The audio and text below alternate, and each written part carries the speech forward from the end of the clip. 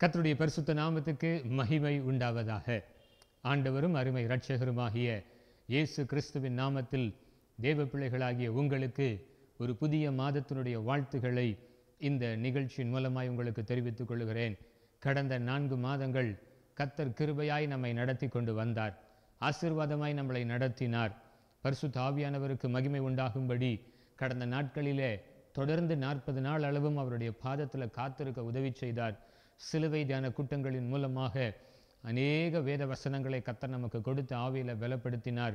மாத்திரமல்ல, அவருடைய உயிர்த்தெழுந்த அந்த நன்னாளை ஈஸ்டர் தினத்தை கொண்டாடும்படி கர்த்தர் கிருபை பாராட்டினார்.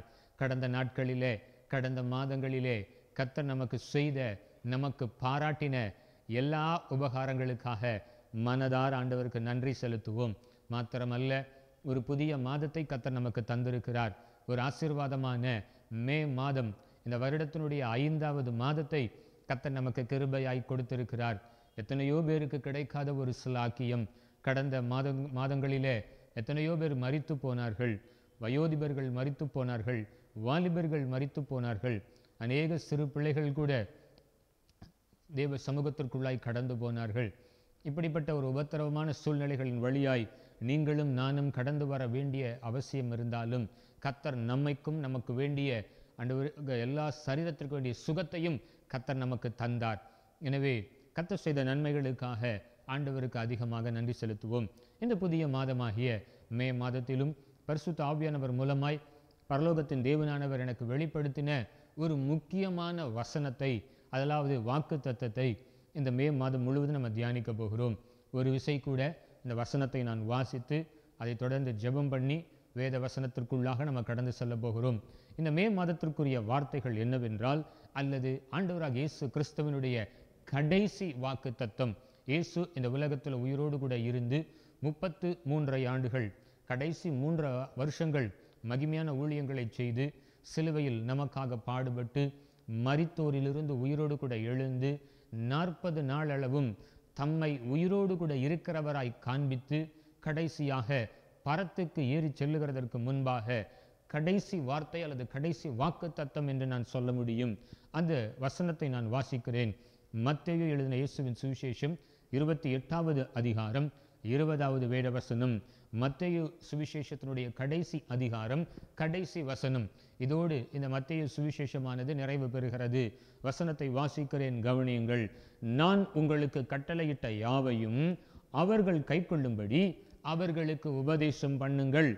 இதோ உலகத்தின் முடிவு பரியந்தும் சகல நாட்களிலும் நான் உங்களுடனே கூட இருக்கிறேன் என்றார். ஆமேன்.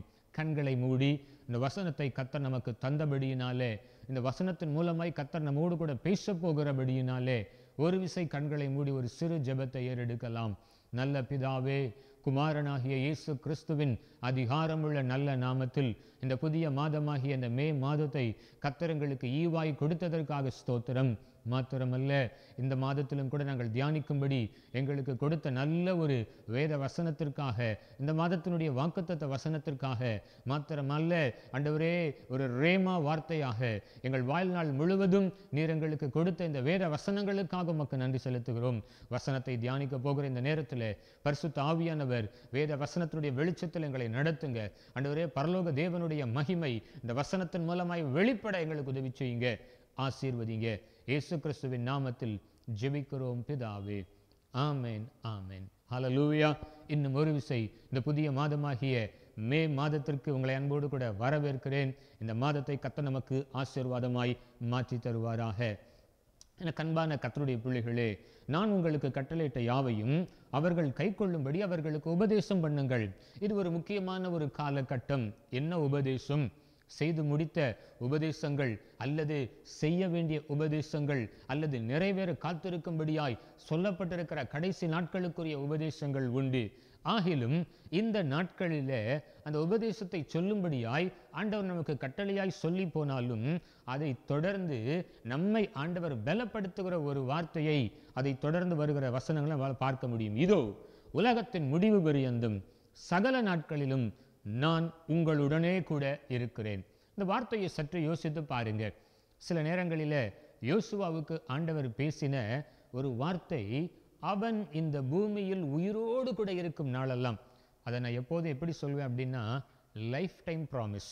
சில இன்சூரன்ஸ் நீங்கள் கவனித்து பார்த்தீங்கன்னா 1 மாதம் அல்லது 1 வருஷம் 5 வருஷம்னு சொல்லி எல்லாத்துக்கும் இன்றைக்கு இன்சூரன்ஸ் இருக்கிறது, காப்பீடு.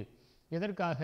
இந்த குறிக்கப்பட்ட காலத்தில் நமக்கு ஏதோ ஒன்று சம்பவித்து விட்டாலோ அல்லது மருத்துவமனைகளில் சில செலவுகள் செய்யும்படி அந்த நேரத்தில் நமக்கு ஏதாவது காரியங்கள் நேரிட்டாலோ அந்த காப்பீடு திட்டத்தின் கீழாக எந்த நிறுவனங்கள் இருக்கிறதோ அதற்கான தொகையை, அதற்கு ஈடுகட்ட வேண்டிய தொகையை நமக்கு கொடுப்பாங்க.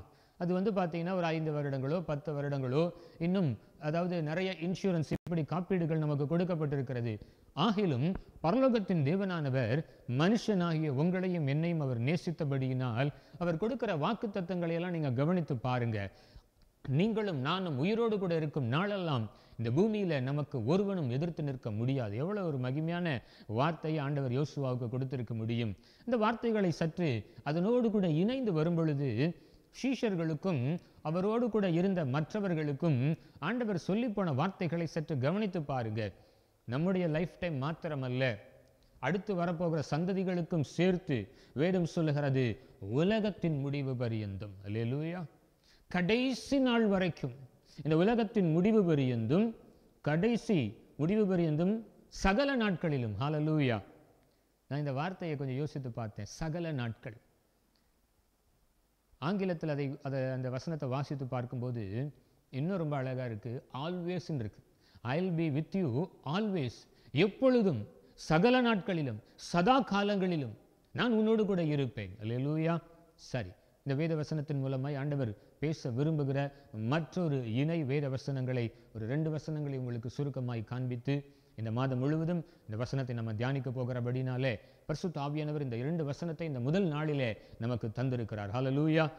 நமக்கு யாவருக்கும் தெரிந்த வேத பகுதி ஆதியாகமங்களின் புஸ்தகம் 28வது அதிகாரத்தில் யாக்கோபு தன் சகோதரனாகிய ஏசாவுக்கு பயந்து அவனுடைய மாமாவினுடைய வீட்டிற்கு அனுப்பப்பட்ட பொழுது, தன்னுடைய தாய் ரெபேக்காள் மூலமாய் அனுப்பப்பட்ட பொழுது அவனுக்கு சம்பவித்த காரியம் நமக்கு தெரியும். ஒரு நாள் இரவு, அதாவது பொழுது சாய்ந்தபடியினாலே, இரவு வந்தபடியினாலே தன்னுடைய தலைக்கு ஒரு கல்லை வைத்து யாக்கோபு படுத்ததாய் வேதம் சொல்லுகிறது. இந்த சூழ்நிலையை நம்ம பல கோணங்களில் நம்ம தியானித்திருப்போம். தன்னுடைய தாய் வீட்டில், அதாவது யாக்கோபை குறித்து வேதம் என்ன சொல்லுகிறது என்றால், அவன் குணசாலி, கூடாரவாசி. ஏசாவை குறித்து வேதம் சொல்லுகிறது, அவன் வன சஞ்சாரி, அவன் வேட்டையாடுகிறவன், அவன் வில்வித்தையில் சிறந்தவன். அவன் வீட்டில் இருக்க மாட்டான். வனம் என்றால் வனாந்தரம், காடு. ஆனால் யாக்கோபு குணசாலியும் கூடாரவாசியும் இருந்தான். அம்மாவினுடைய நிழல்லே இருக்கிறவர். சில பிள்ளைகளை பார்க்கும்போது சொல்லுவாங்க, இவன் அம்மா பிள்ளையா அப்படின்னு. ஏன்னா அம்மா இல்லைன்னா ஒன்றும் ஓடாது. கர்த்தருக்கு ஸ்தோத்திரம். அப்படி இருந்த ஒரு வாலிபன் இப்பொழுதோ வனாந்திரத்தில் கைவிடப்பட்ட ஒரு சூழ்நிலை. இரவு நேரங்களிலே மிருகங்களின் மத்தியிலே ஒரு வனாந்திரத்தில் கூப்பிடுவதற்கோ பேசுவதற்கோ தன்னுடைய நிலைமையை எடுத்து சொல்லுகிறதற்கோ ஒருவரும் இல்லாத கைவிடப்பட்ட ஒரு நிலைமை. ஆகிலும் வேதம் சொல்லுகிறது, கர்த்தர் அவனோடு கூட இருந்தாராம். ஹல்லேலூயா. கர்த்தர் அவனுக்கு கொடுத்த வார்த்தை என்ன? வேதம் சொல்லுகிறது, நான் உயிரோடு கூட இருந்து, உன்னோடு கூட இருந்து. ஆண்டவர் பேசுகிறார், உங்களோடு கூட என்னோடு கூட தான் இன்றைக்கு அந்த வார்த்தை. அன்றைக்கு வேத புஸ்தகத்தில் யாக்கோபுக்கு சொல்லப்பட்ட வார்த்தை. யாக்கோபுட்டு ஆண்டவர் பேசுகிறார், நான் உன்னோடு கூட இருந்து நீ போகிற இடமெல்லாம் உன்னை காத்து இந்த தேசத்துக்கு உன்னை திரும்பி வர பண்ணுவேன். நான் உனக்கு சொன்னதை செய்யும் அளவும் உன்னை கைவிடுவது இல்லை. ஹல்லேலூயா. ஒருவேளை இந்த மே மாதம் எத்தனை பேருக்கு இந்த வார்த்தை பொருந்துகிறதா எனக்கு தெரியல. கைவிடப்பட்ட சூழ்நிலைகளில் இருக்கிறீர்களோ, கலக்கத்தின் மத்தியில் இருக்கிறீர்களோ, உங்களுடைய கஷ்டத்தை இன்னொருத்தட்ட கூட சொல்ல முடியாத அளவுக்கு தனித்து இருக்கிறீர்களோ. சில நேரங்களில் பார்த்தீங்கன்னா எல்லாரும் நம்மளை சுற்றி இருப்பாங்க, நிறைய பேர் இருப்பாங்க. ஆனால் ஒருத்தட்ட கூட நம்ம காரியத்தை மனம் விட்டு பேச முடியாது, அவ்வளவு ஒரு பாரம். அப்படி தான் யாக்கோபினுடைய ஒரு நிலைமை. ஆகிலும் கர்த்தர் அவனோடு கூட பேசினார். கர்த்தர் அவனுக்கு தரிசனமானார். யாக்கோபே, நான் உன்னை கைவிடுவது இல்லை, நான் உன்னோடு கூட இருக்கிறேன், நீ போகிற இடம் எல்லாவற்றிலும் உன்னோடு கூட வருவேன், நான் உனக்கு சொன்னதை செய்யும் அளவும் நான் உன்னை கைவிடுவது இல்லை என்று ஆண்டவர் பேசினார். மாத்திரமல்ல, மற்றொரு பகுதியை உங்களுக்கு நான் சொல்ல விரும்புகிறேன். அது நியாயாதிபதிகளின் புஸ்தகம் 6வது அதிகாரத்தில் கிதியோனோடு கூட கர்த்தருடைய தூதனானவன் பேசுகிறான். கர்த்தருடைய தூதன் கர்த்தர் பேசுகிறார். ஹல்லேலூயா. அவன் மீதியானியர்களுக்கு பயந்து கொண்டு கொஞ்சம் மிச்சம் மீதி இருந்த கோதுமையை உடைத்து கொண்டிருந்த ஒரு நேரம். கர்த்தருடைய தூதனானவன் அவன் அழைத்த விதத்தை சற்று நீங்கள் யோசித்து பாருங்க. நியாயாதிபதிகளின் புஸ்தகம் 6வது அதிகாரம் 12வது வேத வசனத்தில் கர்த்தருடைய தூதன் அவனுக்கு தரிசனமாகி, பராக்கிரமசாலியே, கர்த்தர் உன்னோடு கூட இருக்கிறார் என்றான். ஹல்லேலூயா. பராக்கிரமசாலி என்று அழைத்தது மாத்திரமல்ல, கர்த்தருடைய வார்த்தை அவனுக்கு நேராய் வெளிப்பட்டது. அவர் பரலோகத்தின் தேவனானவர் உன்னோடு கூட இருக்கிறார். ஹல்லேலூயா. அவன் கேட்ட கேள்வி என்ன? கர்த்தர் என் கூட இருந்தா எனக்கு ஏன்பா இந்த நிலைமை? இன்றைக்கு நம்மில் அநேகர், சில நேரங்களில் என்னையும் சேர்த்துதான், கர்த்தர் என் கூட இருந்தா ஏன் எனக்கு இதெல்லாம் சம்பவிக்கணும் என்கிற கேள்வி. தவறில்லை, சூழ்நிலைகள் நமக்கு அதை அப்படி காண்பிக்கிறது. கர்த்தர் என் கூட இருந்தா ஏன் இதெல்லாம் எனக்கு நடக்கணும்? அல்லேலூயா. ஆகிலும் பாருங்க, தொடர்ந்து கர்த்தருடைய ஆவியானவர் அவனோடு கூட பேசும் பொழுது 16வது வசனத்தை நீங்கள் வாசித்து பார்க்கும் பொழுது, அதற்கு கர்த்தர், நான் உன்னோடு கூட இருப்பேன், ஒரே மனுஷனை முறியடிக்கிறது போல நீ மீதியானியரை முறியடிப்பாய் என்றார். அல்லேலூயா. அவங்க திரளான கூட்டங்கள் இருக்கிறார்கள். ஆனால் ஒரு மனுஷனை சொல்லுவாங்க, ஒத்தைக்கு வாடா பார்ப்போம் அப்படின்னு. அப்படி அந்த திரள் கூட்டங்கள் உனக்கு முன்பாக இருந்தாலும் நீ ஒரு மனுஷனை முறியடிப்பது போல, அல்லது ஒரே மனுஷனை முறியடிப்பது போல நீ மீதியானியரை முறியடிப்பாய் என்றான். மாத்திரமல்ல, தொடர்ந்து அவனோடு கூட ஆண்டவர் பேசும் பொழுது, உன்னை அனுப்புகிறது நான் அல்லவா என்று ஆண்டவர் பேசுகிறார். 14வது வசனத்தை நீங்கள் வாசித்து பார்க்கும் பொழுது, அப்பொழுது கர்த்தர் அவனை நோக்கி பார்த்து, உனக்கு இருக்கிற இந்த பலத்தோடு போ, நீ இஸ்ரவேலை மீதியானியரின் கைக்கு நீங்களாக்கி ரட்சிப்பாய், உன்னை அனுப்புகிறவர் நான் அல்லவா என்றார். ஹல்லேலூயா. சீஷர்களுக்கு ஆண்டவர் சொன்ன காரியம் அதுதான். வானத்தின் கீழ் பூமியின் மேல் சகல அதிகாரத்தை நான் உங்களுக்கு கொடுக்கிறேன். ஒன்றும் உங்களை சேதப்படுத்த முடியாது. உங்க தலையில் இருக்கிற மயிரெல்லாம் அவரால் எண்ணப்பட்டிருக்கிறது. அவருடைய சித்தமே அல்லாமல் அவைகளில் ஒன்றாகிலும் தரையில் விழுவது இல்லை. அந்த அளவிற்கு ஆண்டவர் வார்த்தைகளை, வாக்கு தத்தங்களை நமக்கு தந்திருக்கிறார். எனவே இந்த மே மாதம் முழுவதும் ஆண்டவராகிய இயேசு கிறிஸ்து சீஷர்களுக்கு என்ன சொல்லி போனாரோ, என்ன வார்த்தைகளை கொடுத்து போனாரோ, பழைய ஏற்பாட்டில் இருக்கிற பரிசுத்தவான்களுக்கு, முற்பிதாக்களுக்கு என்ன வார்த்தைகளை சொல்லி போனாரோ, அந்த வார்த்தைகளை இன்னும் அதிகாரத்தோடு, இன்னும் நிறைவோடு, இந்த உலகத்தின் முடிவு பரியந்தம் சகல நாட்களிலும், ஆல்வேஸ், ஆங்கிலத்தில் அற்புதமா இருக்கு, எப்பொழுதும் நான் உன்னோடு கூட இருப்பேன். அந்தி சந்தி மத்தியான வேளை, ஜெப நேரம், தேவ சமூகத்துக்கு வருகிற நேரம், சில நேரங்களில் சோர்ந்து போன நேரம், கைவிடப்பட்ட நேரம், என்ன ஜெபிக்கிறது என்று அறியப்படாத நேரம், நம்முடைய பலவீனங்களின் நேரம், ஆவியானவர் நமக்காக உதவி செய்வார். ஆவியானவர் தாமே நம்முடைய பலவீனங்களில் நமக்கு உதவி செய்கிறவர். இந்த மே மாதம் உங்களுக்கு ஒரு அற்புதத்தின் மாதமாக இருக்க போகிறது. கர்த்தருடைய வார்த்தைகள், வாக்குத்தத்தங்கள் அதிகமாய் நிறைவேறுகிற ஒரு மாதமாக இருக்க போகிறது. அநேகருக்கு பொருளாதாரத்தில் தேவை, காலேஜுக்கு ஃபீஸ் கட்டணும், ஸ்கூல் ஃபீஸ் கட்டணும். இன்னும் இந்த மே மாதத்தில் எக்ஸ்ட்ராவாக நிறைய நமக்கு எக்ஸ்பென்சஸ் இருக்குது, செலவுகள் இருக்கிறது. என்ன செய்ய போகிறோம் என்று நம்மில் அநேகர் கலங்கி கொண்டு இருக்கிறோம். கவலைப்படாதீங்க, கர்த்தர் உங்களோடு கூட இருக்கிறார். உங்களுடைய சூழ்நிலைகளை அவர் அறிந்திருக்கிறார். நீங்கள் கைவிடப்பட்டவர்கள் அல்ல, அவரும் உங்களை கைவிடுவதல்ல. கண்களை மூடி ஜெபிக்கலாமா? உள்ளத்தின் ஆழத்திலிருந்து கடந்த 4 மாதங்கள் கர்த்தர் நம்மை நடத்தினதற்காக நன்றி செலுத்துவோம். விபத்திலிருந்து, பலவீனங்களிலிருந்து, பலவிதமான போராட்டங்களிலிருந்து கர்த்தர் உங்களையும் என்னையும் பாதுகாத்தார். இந்த புதிய மாதத்தில் அதிகமாய் செய்வார். அவருடைய விருப்பம் என்ன? நீங்களும் நானும் ஆசீர்வாதமாக இருக்க வேண்டும் என்பது. அவருடைய சித்தத்தை நாம் நிறைவேற்றும் பொழுது நம்மை அதிகமாய் ஆசீர்வதிக்கிறதில் அவர் பிரியப்படுகிறவர். ஜெபிக்கலாமா? அன்புள்ள இயேசு சுவாமி, கடந்த 4 மாதங்கள் நீர் செய்த மகத்துவமான, வல்லமையான, அற்புதமான காரியங்களுக்காக நாங்கள் நன்றி செலுத்துகிறோம். இந்த புதிய மாதமாகிய மே மாதத்தில் விசுவாசத்தோடு நாங்கள் உள்ளே பிரவேசிக்கிறோம். ஆண்டவரே, இந்த வசனத்தை, இந்த வார்த்தைகளை ஏற்றுக்கொள்ளுகிற ஒவ்வொருவர் மேலும் பூரண கிருபை இறங்கி வரட்டும், பூரண ஆசீர்வாதங்கள் இறங்கி வரட்டும்.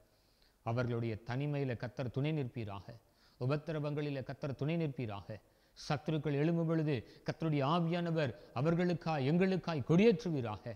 இந்த மாதம் முழுவதும் கண்ணின் கருவெளியை போல, இமையானது கண்ணின் கருவெளியை பாதுகாப்பதை போல ஆண்டவரே, நீங்கள் எங்களோடு கூட இருந்து எங்களை நடத்த போகிறதற்காய் ஸ்தோத்திரம். யாக்கோபின் தேவன் எங்களுக்கு தேவனாய் இருக்கிறதற்காய் நன்றி. கிதியோனுக்கு சொன்ன வார்த்தை, கிதியோனின் தேவன் எங்களுக்கு தேவனாய் இருப்பதற்காய் நன்றி. மாத்திரமல்ல, அப்போஸ்தலர்களின் தேவன் பரிசுத்த ஆவியானவர் மூலமாக எங்களுக்கு கொடுத்த வார்த்தைகளின்படி எங்களோடு கூட எப்பொழுதும் எல்லா சூழ்நிலைகளும் நீர் இருக்க போவதற்காக நன்றி அப்பா. இந்த புதிய மே மாதத்துக்காக நன்றி செலுத்துகிறோம். ஆண்டவரே, ஒவ்வொரு குடும்பத்தையும் ஆசீர்வதிங்க. வேலை செய்கிற பிள்ளைகளை ஆசீர்வதிங்க. வியாபாரம் செய்கிற பிள்ளைகளை கர்த்தர் ஆண்டவரே பலப்படுத்துங்க. தொழில் வியாபாரங்களுக்கு வேண்டிய வழிகளை திறங்க. எல்லாவற்றுக்கும் மேலாக ஆண்டவரே, கடன் பாரம் என்கிற சுமையை மாற்றுங்க. ஆண்டவரே, இந்த மாதம் முழுவதும் ஆசீர்வாதமாய், செழிப்பின் மாதமாய், சமாதானத்தின் மாதமாய், விடுதலையின் மாதமாய், உடைய பிள்ளைகளுடைய வாஞ்சைகள் எல்லாம் நிறைவேறுகிற ஒரு மாதமாய் கர்த்தர் மாற்றி தருவீராக. எங்களையும் நாங்கள் அதிகமாய் தாழ்த்துகிறோம், கரங்களில் ஒப்பு கொடுக்கிறோம். தேவனுடைய திட்டங்கள், தீர்மானங்கள், பரலோக ராஜ்யத்தினுடைய சித்தம் எங்கள் மூலமாய் நிறைவேறும்படி எங்களையும் நாங்கள் ஒப்பு கொடுக்கிறோம். ஆசீர்வதியும். எங்கள் ஜெபங்களை கேட்டதற்காய், பதில் கொடுத்ததற்காய் ஸ்தோத்திரம். எல்லா துதி கன மகிமை உமக்கு செலுத்துகிறோம். இயேசு கிறிஸ்துவின் நாமத்தில் ஜெபிக்கிறோம் பிதாவே. ஆமென், ஆமென். ஹல்லேலூயா. கர்த்தர் நல்லவர், அவர் கிருபை என்றும் உள்ளது. இந்த புதிய மாதத்தில் மகிழ்ச்சியோடு கூட பிரவேசிப்போம். இயன்ற மற்றும் வெயிலினுடைய உஷ்ணங்களிலிருந்து உங்களை நீங்கள் பாதுகாத்துக் கொள்ளுங்க. சரியான நேரத்தில் ஜெப நேரத்தை ஆண்டவருக்கு கொடுங்க. அவருடைய சமூகத்தில் காத்திருங்க. அவருடைய வார்த்தைகள், வாக்குத்தத்தங்கள் என்றும் மாறாதவைகள். இந்த புதிய மாதத்தை கர்த்தர் நமக்கு ஆசீர்வாதத்தின் மாதமாய் மாற்றி தருவார். God bless you.